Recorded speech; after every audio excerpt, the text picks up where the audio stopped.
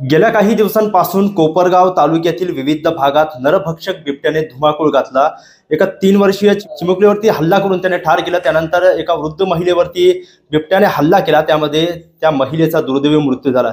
त्यानंतर संतप्त ग्रामस्थांनी नगर मनमाड महामार्गावरती एक नव्हे तर 2 वेळा जे आहे तर रास्ता रोको आंदोलन केलं। त्यानंतर आजी माजी आमदार घटनास्थळी पोहोचले। त्यांनी वरिष्ठ स्तरावरून सदर बिबट्याला ठार करण्याची परवानगी मागितली। वन विभागाला परवानगी मिळाली। जवळपास आठवडाभर सर्च ऑपरेशन वन विभागाच्या वतीने राबवण्यात येत होतं आणि त्यानंतर आठवड्याभराच्या मेहनतीनंतर सदर नरभक्षक बिबट्याला ठार करण्यामध्ये वन विभागाला यश आलेलं आहे।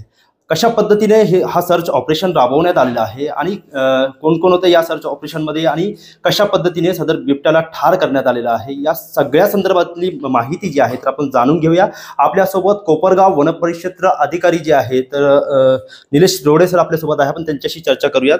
तर काय सांगाल, नरभक्षक बिबट्याला ठार करण्याची मोहीम जी आहे कशा पद्धतीने राबवण्यात आली, सर्च ऑपरेशन कशा पद्धतीने राबवण्यात आलं? तसं पाहता दिनांक 5 नोव्हेंबर 2025 रोजी नंदिनी चव्हाण या 3 वर्षीय बालिकेचा बिबट्याच्या हल्ल्यामध्ये बळी गेला।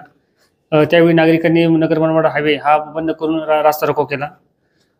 यावेळी आपण सदर बिबट्याला जेरबंद करण्यासाठी अपर प्रधान मुख्य वन संरक्षक यांच्याकडे आपण वरिष्ठ स्तरावर परवानगी मागण्यात आली होती व त्या जेरबंद करण्यासाठी व बेशुद्ध करण्यासाठी त्यावेळी आपल्याला परवानगी वरिष्ठ कार्यालयाकडून मिळाली होती। नंतर दिनांक 10 नोव्हेंबर 2025 रोजी शांताबाई निकोले या 63 वर्षीय महिलेवर बिबट्याने हल्ला करून महिलेला ठार केले होते। यावेळी देखील नागरिकांचा खूप रोष वाढवला व नगर मनमाड हायवे हा बंद करून रास्ता रोको करण्यात आला होता। व त्याच दिवशी अपर प्रधान मुख्य वन संरक्षक कार्यालय वन्यजीव यांनी सदर नरभक्षक बिबट्याला ठार करण्यासाठी त्यांचे आदेश या कार्यालयास प्राप्त झाले होते व त्यानुसार सदर बिबट्याचा शोध घेण्यासाठी राहुरी वन परिक्षेत्र तसेच संगम परिक्षेत्र तसेच कोपरगावच्या सर्व वनपाल व वनरक्षक यांनी शोध मोहीम राबवली होती व त्यानुसार तसेच अहिल्यानगर येथील जे फिरते पथक यांचे पथक देखील या ठिकाणी पाचारण करण्यात आले होते। या नरभक्षक बिबट्याचा शोध घेण्यासाठी आपण 2 थर्मल ड्रोन याद्वारे आपण त्याचा शोध घेतला होता। त्याची मुवमेंट मॉनिटर करण्यासाठी आपण त्याचा वापर केला होता। तसेच सर्व बिबट्याला जेरबंद करण्यासाठी एकूण 15 पिंजरे विभागामार्फत लावण्यात आले होते।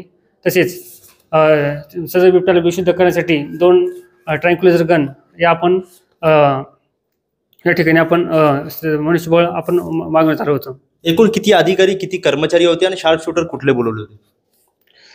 या मोहिमेसाठी एकूण 5 अधिकारी तसेच सर्व राहुरी संगमेर तसेच कोपरगावचे सर्व वनपाल वनरक्षक फिरते पथकचे वनपाल वनरक्षक तसेच जेव्हा बिबट्याला ठार मारण्याची आदेश प्राप्त झाली तेव्हा एकूण 2 शूटरची बिबट्याला ठार करण्यासाठी यांची वरिष्ठ कार्यालयातून ऑर्डर झाली होती।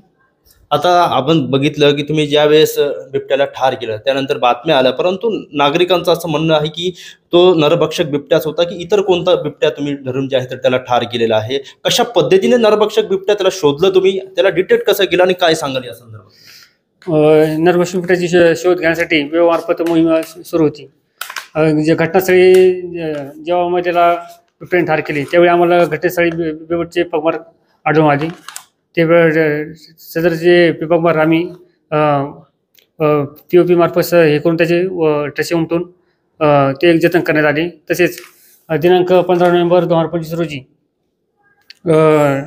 टाकळी सोनेरी रस्त्यावर योगेश देवकर यांच्या पोल्ट्री फार्म शेजारी बिबट आढळून आला आहे असे आम्हाला माहिती मिळाली व तात्काळ आम्ही शार्प शूटरचे यांच्या टीमसह आम्ही घटनास्थळी दाखल झालो व त्यावेळी तिथं बिबटचे जे पगमार आहेत जे आढळून आले ते या बिबटचे सापडल्या ठसेशी जुळते होते व याचा आम्ही या नरभक्षक बिबट्याचा शोध घेता काही काळ वाट पाहिली व जेव्हा आमच्या नजरेत आला त्यावेळी बिबट्या अचानक धावत येऊन चवतळून आमच्या दिशेने त्या हल्ला करण्याच्या उद्देशाने आला व त्यावेळी त्याला प्रतिकार करत sharp shooter doctor Raju Shinde यांनी त्याच्यावर गोळ्या झाडत या बिबट्याला ठार केले। तर लोकांचं म्हणणं आहे की सदरचा जो नरभक्षक बिबट्या आहे तो टाकळी येसगाव शिवारामध्ये त्याने अनेक हल्ले केलेले आहे आणि आपण त्याला त्या धारणगाव परिसरामध्ये शोधतो, तर नेमकं कसं आहे? खरं तर एक बिबटची जी टेरिटरी जी असते हे आता सरासरी 10 ते 12 किलोमीटर हे क्षेत्र त्याचं असतं.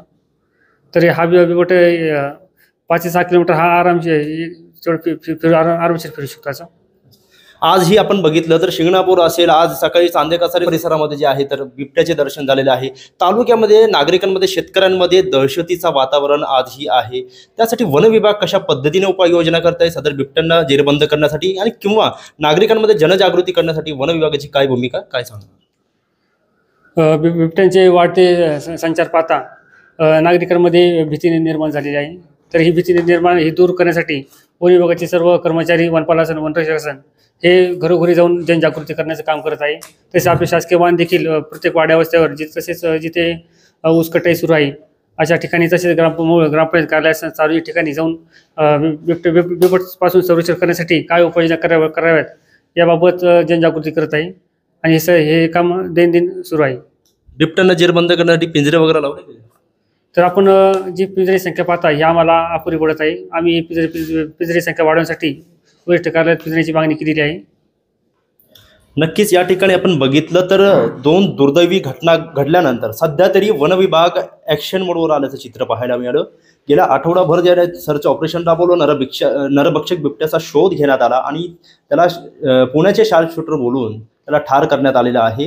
जे नागरिकांमध्ये संभ्रम होता की तो नरभक्षक बिबट्याच होता का, तर याच विषयी आपण जे वनपरिक्षेत्र अधिकारी आहे रोडे यांना विचारलेलं आहे. त्यांनी सांगितलं की आम्ही त्याला ठस्यावरून जे आहे ते डिटेक्ट करून त्यालाच ठार केलेला आहे. आणि जे तालुक्यामध्ये इतर बिबट्यांचा जे संचार आहे त्यासाठी देखील आता नागरिकांमध्ये, शेतकऱ्यांमध्ये जनजागृती केली जाते आहे आणि त्यांना पिंजरे लावून त्यांना देखील जेरबंद करण्यासाठी वन विभाग या ठिकाणी करत असल्याची प्रतिक्रिया या ठिकाणी रोडे यांनी दिलेली आहे.